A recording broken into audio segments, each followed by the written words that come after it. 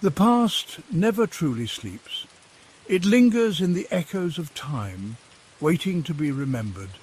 So settle in, feel the warmth around you, and let history gently carry you into slumber.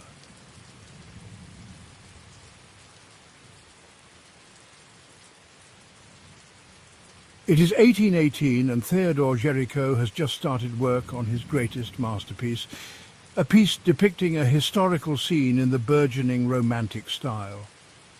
It is not a historical scene as they are usually captured on canvas. For one thing, the motif is surprisingly modern for its time. We see neither victorious generals on the battlefield nor a biblical scene. Instead, the painting is to show a group of emaciated people on a makeshift raft. Secondly, this historical scene is not historical, but contemporary. It is supposed to show the final moment of a catastrophe that occurred just 2 years earlier and has kept the French public in suspense ever since. It is the story of the ship Medusa, which ran aground off the African coast in 1816. And the further course of events will reveal the depths of human nature. But let's start from the beginning.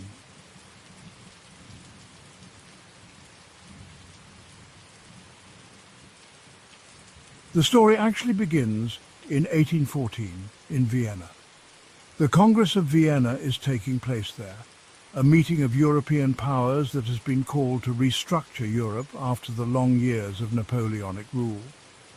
The European colonies are also affected, and one of these colonies is located in present-day Senegal. The region had been under French control for a long time, but during the Napoleonic Wars, control of the region fell into the hands of Great Britain. An official handover of this colony back to France would take some time, not least because Napoleon in the meantime left his exile, took power again for 100 days, but was finally defeated in the Battle of Waterloo.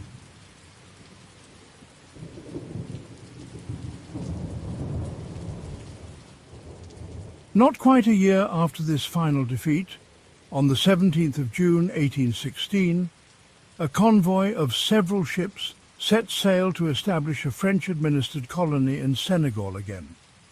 Although briefly banned by Napoleon, the slave trade, which is mainly carried out via the West African countries on the coast, continues to be a lucrative business for France. The convoy consists of 4 ships: the corvette Echo, the transport ship Loire, the brig Argus, and the flagship, the frigate Medusa. There are almost 400 people on board the Medusa, and they are quite diverse in terms of both character and origin. The majority of the passengers are soldiers. They belong to a battalion commanded by an aging officer and are not exactly what one would call the crème de la crème. But there are also accountants, bakers, adventurers, medical personnel, officers' wives, and engineers on board. One of these engineers is a man who will play an important role later, the geographer Alexandre Coréard.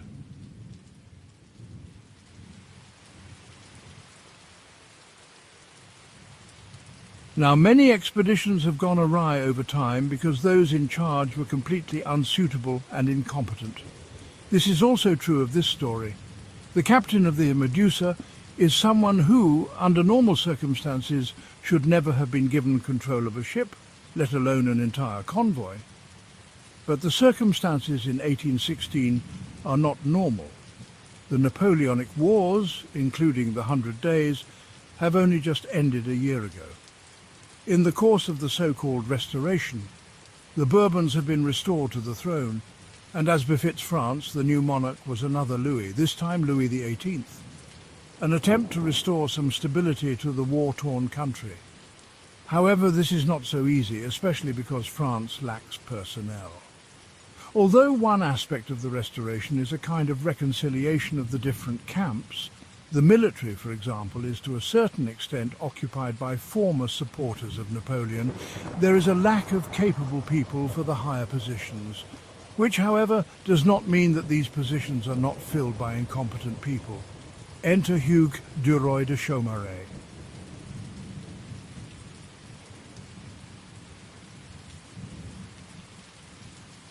There is no denying that de Chaumareix had experience in the Navy.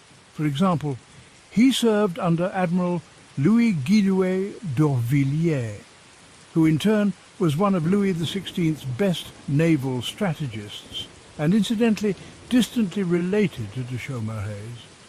He even managed to become captain of a transport ship, and if the French Revolution had not intervened, he would probably have had a decent career in the Navy. De Chaumareix is a convinced royalist, and when the revolution overtakes the country, he has to leave it. In 1790, he fled to England, took part in an unsuccessful attempt by other fled royalists to march on Paris, and finally published a largely distorted version of his exploits. He returned to France in 1804 and spent the next 10 years at his family's country estate. He skillfully used the first restoration to finally get himself a position in the Navy again. When he finally received his commission as captain of the Medusa on 22nd April 1816, it was clear that his appointment was not based on his experience or actual exploits. It was a purely political decision.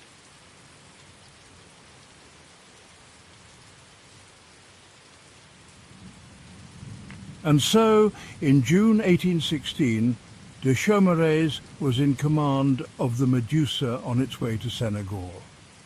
The route had been poorly mapped and was also full of treacherous currents and even more treacherous sandbanks. It was a challenge for an experienced captain, but for a man like de Chaumareix, it was almost impossible. It doesn't help that most of the senior officers on board are not royalists, but sailors who fought for Napoleon and the Empire in the last decades. All in all, these are poor conditions when the convoy sets out from Rochefort for West Africa.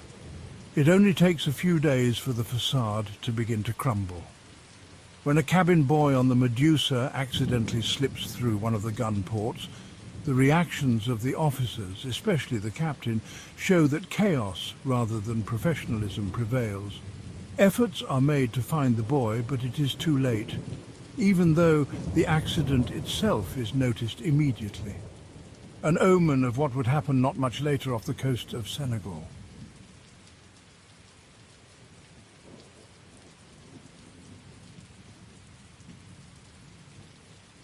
Two things come together here. On the one hand, the inexperience of Captain de Chaumareix, and on the other, the pressure from Julien Désiré Schmaltz, the governor-designate of the colony on board, to reach Senegal quickly. The haste that de Chaumareix now displayed meant that the small fleet was soon no longer travelling in convoy. While the other ships were carefully avoiding the dangerous sections of the coast, de Chaumareix was far less cautious. The captain cannot count on the support of his first officer, because he is one of the aforementioned officers of the Empire who are more than unfriendly towards de Chaumareix. He therefore soon came to rely on the advice of a certain Antoine Richefort, who, although friendly towards him, also had little or no experience at sea, and to make matters worse was not even part of the crew, but a simple passenger.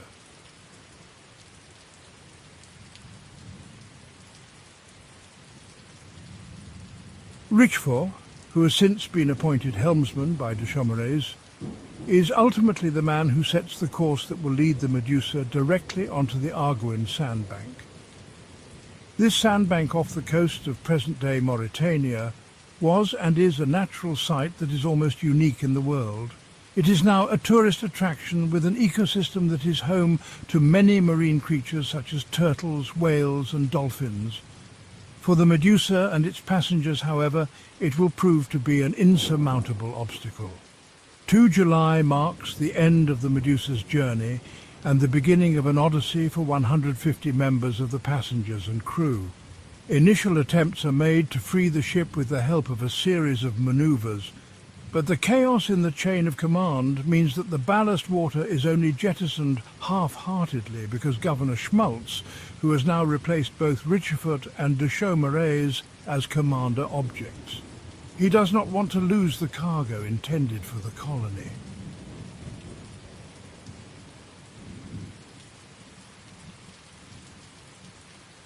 When it becomes clear that the Medusa cannot be freed and must be evacuated, another problem arises. As was not uncommon at the time, the ship is equipped with too few lifeboats. So Schmaltz plans to build a raft. Initially, it is described as if it were intended solely to carry provisions and other cargo, but it quickly becomes clear that this floating aid is actually needed to carry those people who cannot find space in the lifeboats. The raft is now being built out of the sails and masts of the Medusa. It is no trivial construction, and its realization is placed in the hands of an experienced member of the crew, Lieutenant Jean-Baptiste Espiau. In addition to a bowsprit and a sail pole to facilitate navigation, a small raised deck is even built from spare planks. After the raft is completed, Schmaltz immediately announces the actual plan. While he and the disempowered de Chaumareix stand in front of the white flag of the Bourbons, it is announced that the raft is to be pulled ashore by the 6 dinghies. From there, armed and supplied with provisions, everyone is to continue on their way to the new old colony.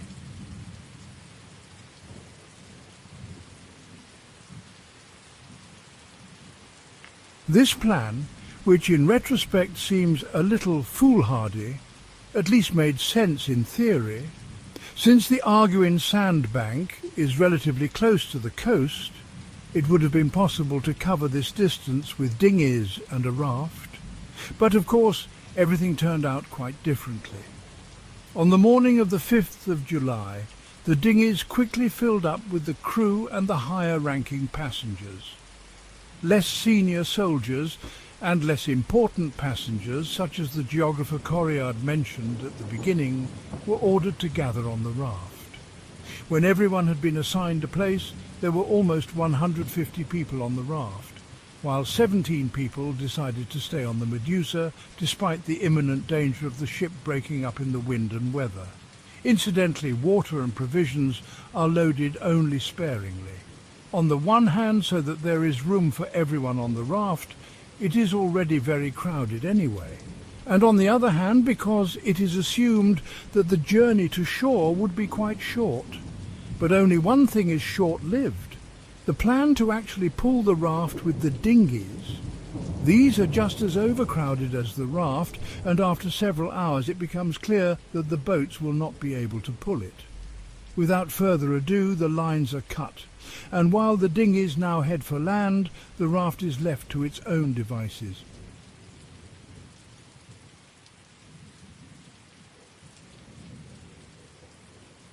For the 147 people on board this makeshift raft, an odyssey begins that will last for 15 of them 13 days, but for the vast majority, far less time. The lack of space mentioned earlier quickly becomes a problem for them. While the few senior officers huddle in the middle of the raft, there is so little space for many others that some of them are hanging in the water up to their hips. The senior officers on board set out to find the maps, compass and anchor that were said to have been brought to the raft. But they find nothing of the sort. The mood, which was understandably not good anyway, deteriorates by the minute. It doesn't help that the people on board come from a wide range of backgrounds. In addition to only 20 sailors from the Navy, there is also a baker, a blacksmith, a cooper, a helmsman, members of the Philanthropic Society and the Africa Battalion, men from Italy, India, Poland, the 2 Americas and Ireland. This battalion, though disciplined and hardened, is considered to be extremely brutal and cruel, and often recruits former convicts or exiles.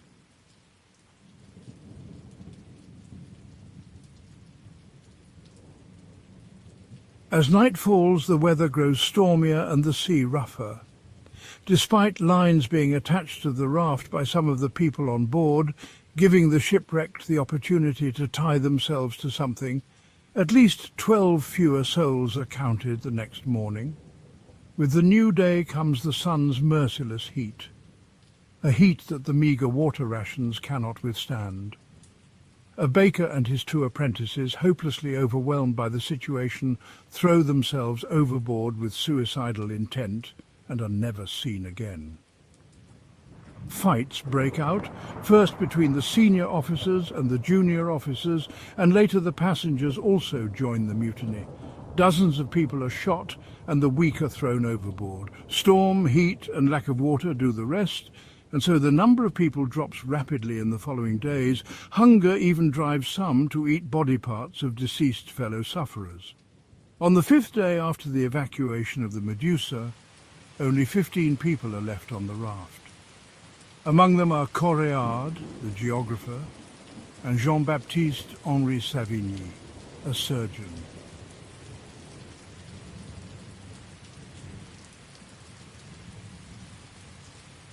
It is thanks to the notes of these two men that we know so much about the course of this catastrophe.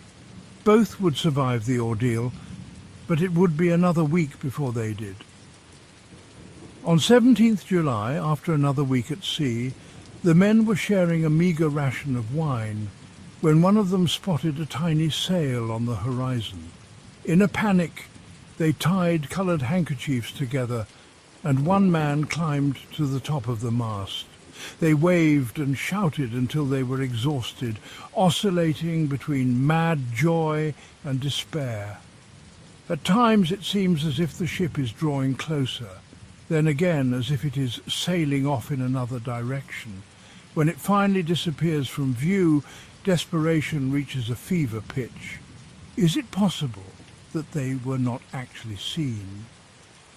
The men retreat to their makeshift cabin, and it is only when one of them goes up on deck to get some air that he sees a ship heading straight for them. The vessel, flying the French flag, is none other than the Argus, which was part of the original fleet. Her captain, Léon-Henri de Parnajon, had learned of the shipwreck from Captain de Chaumaret, who had since landed in Senegal, and had been tasked with the search for the raft, a search that had actually already been abandoned. The ship was actually already on its way back to the Senegalese port city of St. Louis. I found 15 people on this raft.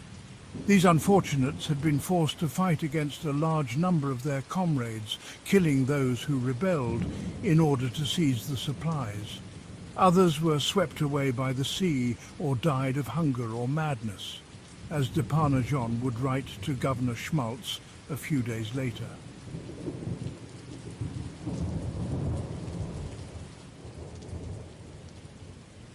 The story of the disastrous shipwreck of the Medusa, including the disgraceful way in which de Chaumaret handled it, would convulse France in the years to come.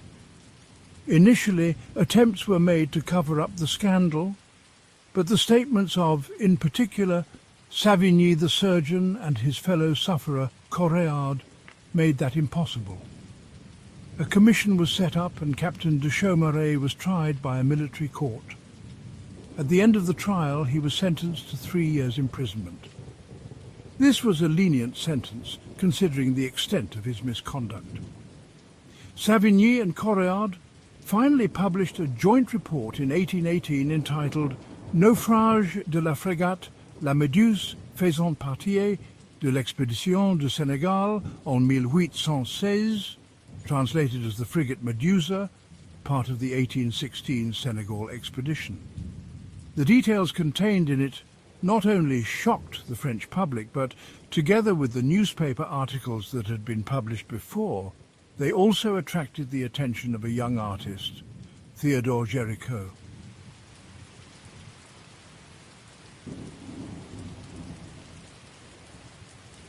In 1818, the 26-year-old began to research the background to the story, spoke to Savigny and Coréard, and took note of everything they said.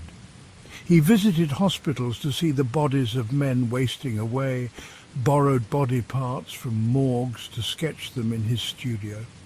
It took Géricault some time to decide which part of the tragic story he wanted to capture on his canvas.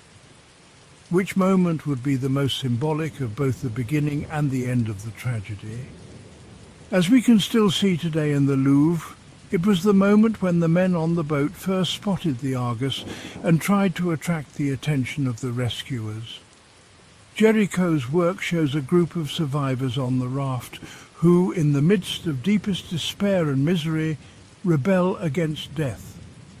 The carefully arranged composition portrays the survivors in the various stages of their despair, death, and burgeoning hope. In the background, the tiny sail of a ship can be seen on the horizon.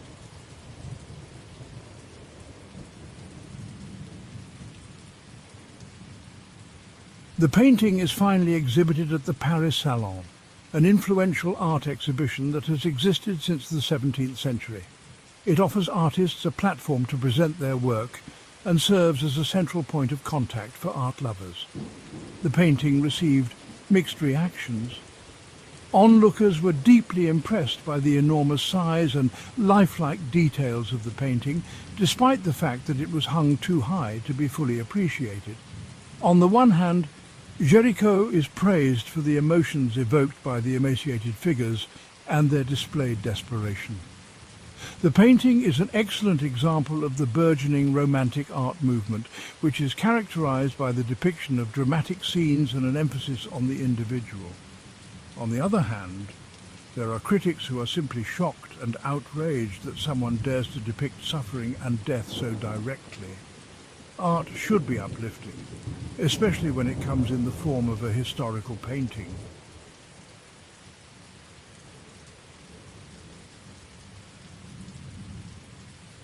And of course, the work also immediately becomes a political issue, although Géricault does not even exhibit it under its now familiar title at first.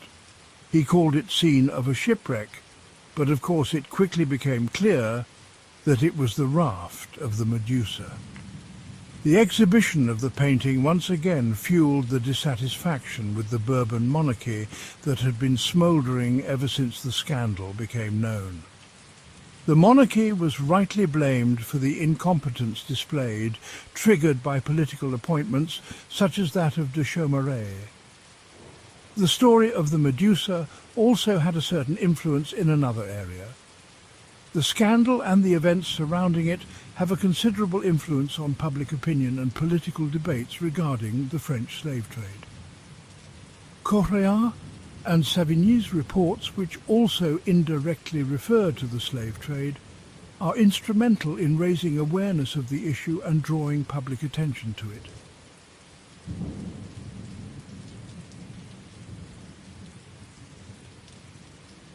Géricault also played his part. Firstly, 3 of the survivors depicted are black, although according to Correa there was only one black soldier, Jean-Charles, among them.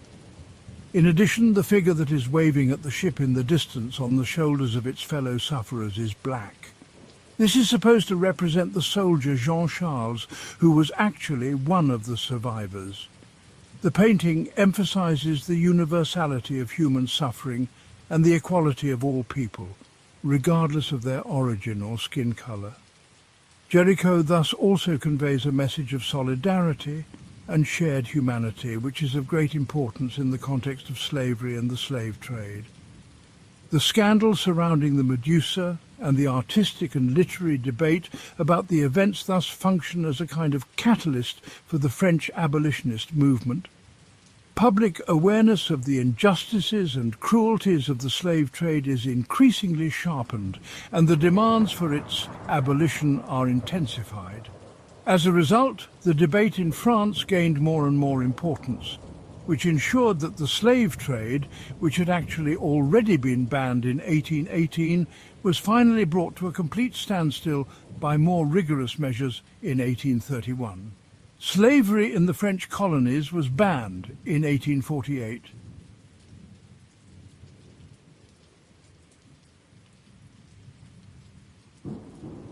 Géricault would not live to see any of this, however. The long-term effects of a riding accident and his advancing tuberculosis killed him on 26 January 1824. He was only 32 years old. His painting did not receive the recognition at the Paris Salon that he had hoped for. Although he was awarded a gold medal, the painting was not purchased for the Louvre collection, despite the support of curator Auguste de Forbin. When the painting was exhibited in London in 1820, it was far better received. However, it was not until after Géricault's death that Forbin finally succeeded in having the painting purchased. Today, it is the most famous painting in the Louvre after the Mona Lisa.